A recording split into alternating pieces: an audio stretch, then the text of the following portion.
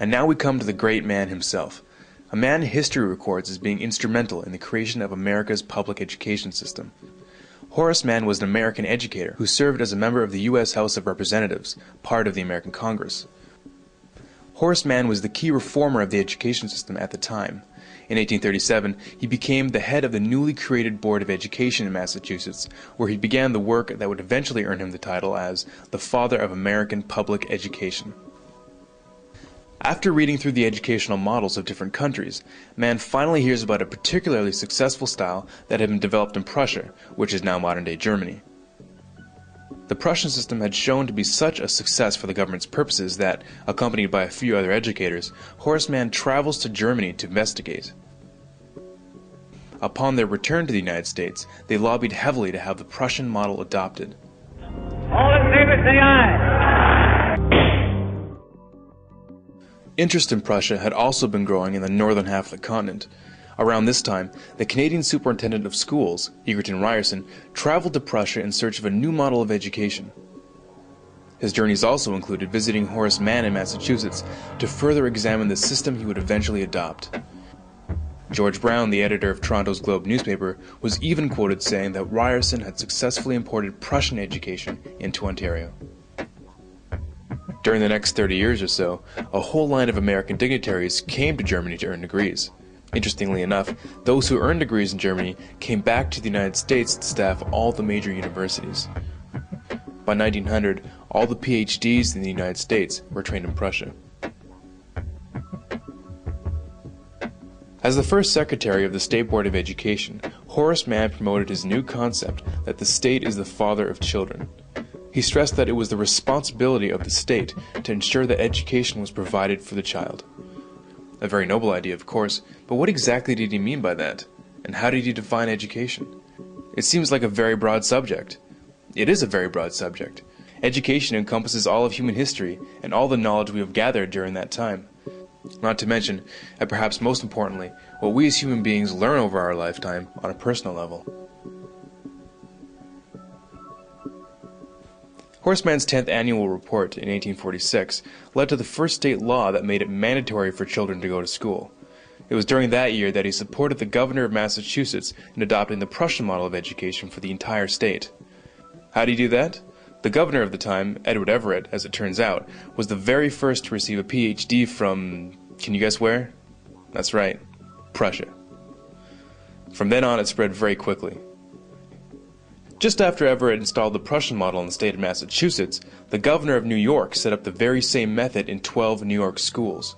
Horace Mann's sister, Elizabeth Peabody, of the Peabody Foundation, saw to it that right after the Civil War, the Prussian system that was then being taught in the northern states was integrated into the conquered South.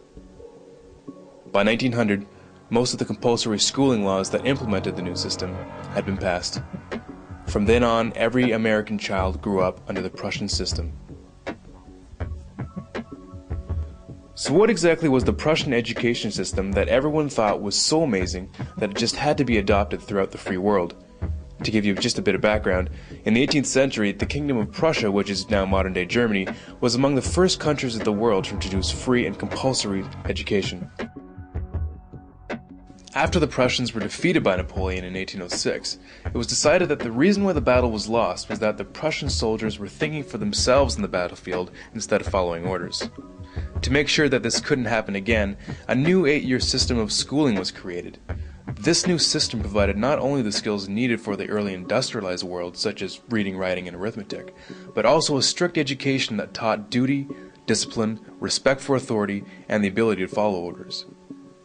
Elite children destined for higher offices went on to attend private schools, while the rest of the population had no access to the secondary education. They were destined for the working class. Through this new system, the Prussian court tried to create social obedience in the citizens through indoctrination. Every individual had to become convinced at the core of their being that the king was just, his decisions were always right, and the need for obedience paramount. In truth, the entire purpose of the system was to instill loyalty to the crown and to train young men for the military and bureaucracy. To do this, it was necessary to squeeze out all independent thinking from the masses. Influencing this new system from the beginning was Prussian philosopher Johann Gottlieb Fichte.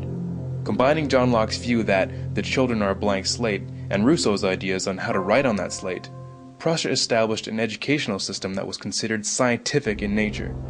An important part of the Prussian system was that it defined for the child what was to be learned, what was to be thought about, and how long to think about it.